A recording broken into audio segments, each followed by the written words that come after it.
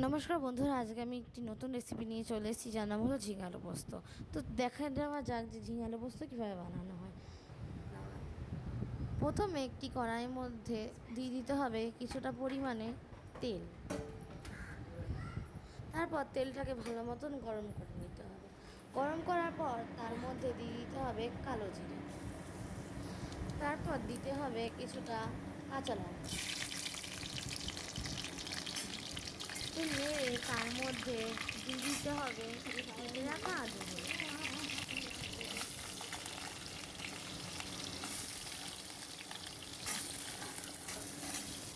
সব আলু দেওয়ার পর ভালো করে নেড়ে নিতে হবে। ভালো করে নেড়ে ছেড়ে তার মধ্যে দিয়ে দিতে হবে স্বাদ মতন নুন। তারপর আবার ভালো করে নেড়ে নিতে হবে। নেড়ে নেওয়ার পর আমরা একটি মিক্সচার মেশিনে দিয়ে দেবো কিছুটা পোস্ত। সেই পোস্তটাকে ভালো করে পেস্ট করে নিতে হবে। ভালো করে পেস্ট করার পর তার মধ্যে দিয়ে দিতে হবে কিছুটা কাঁচা লঙ্কা এবং একটু জল। তারপর আবার মিক্সচারে দিয়ে দিতে হবে। তারপর আমাদের আলুটাকে আবার ভালো করে নিয়ে নিতে হবে। ভালো করে নেড়ে নিয়ে তার মধ্যে আমরা কেটে রাখা ঝিঙেগুলোকে দিয়ে দেব।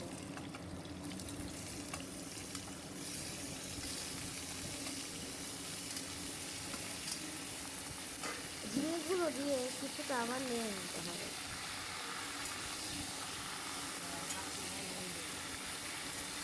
তারপর দিয়ে দিতে হবে স্বাদ মতন নুন।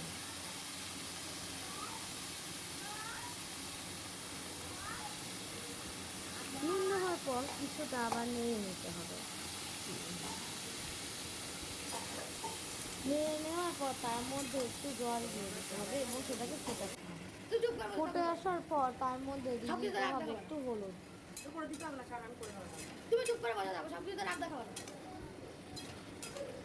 হলুদ দেওয়ার পর ভালো করে নিয়ে নিতে হবে এবং তার মধ্যে দিয়ে দিতে হবে টমেটো কুচি। তারপর আবার ভালো করে নেড়ে নিতে হবে এবং দিয়ে দিতে হবে কিছুটা স্বাদ মতন চিনি।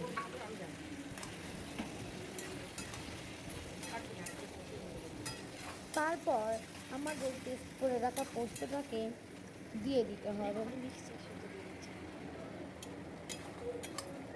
নেড়ে নিয়ে ভালো করে নিয়ে নিতে হবে।